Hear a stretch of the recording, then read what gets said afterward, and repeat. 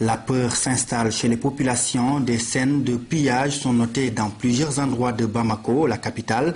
Pendant ce temps, on ignore encore où se trouve le président déchu. Dans la cour de la télévision malienne, ils se disputent pour des écrans plats. Caméra, ordinateur, micro, tout le matériel technique est pillé. Les nouveaux maîtres de Bamako ont fait de la télévision leur QG depuis le début du coup d'État mercredi, un des rares points dont ils ont cherché à prendre le contrôle.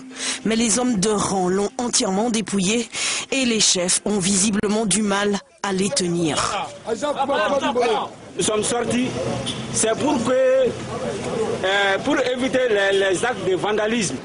Pillage, tirs incontrôlés. Ce vendredi, les rues de Bamako sont désertes, la circulation ralentie, les commerces et les administrations sont fermés. 2 jours après le renversement du régime civil, la peur de la pagaille prévaut dans la capitale malienne. Les gens sont peurs parce qu'il y a des militaires, souvent, si tu as ta voiture même, on te fait sortir, on prend ta voiture, ou bien on casse les boutiques. Mais ce qu'on souhaite, qu'il fasse les élections transparentes et celui qui gagne, qui reste au pouvoir. Parce qu'on préfère les civils que les militaires. Le palais présidentiel a aussi été saccagé et pillé.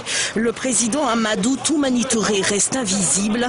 Le capitaine qui dirige la junte s'est voulu rassurant sur le sort du président déchu, tout en affirmant ne pas vouloir dire pour l'instant où il est gardé.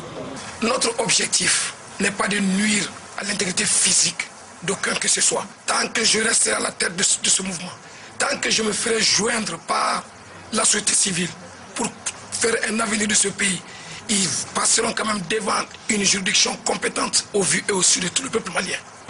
Les putschistes affirment vouloir travailler à l'unité et à l'intégrité territoriale du Mali, tandis qu'au nord, la rébellion touareg indique qu'elle poursuit son offensive contre Bamako.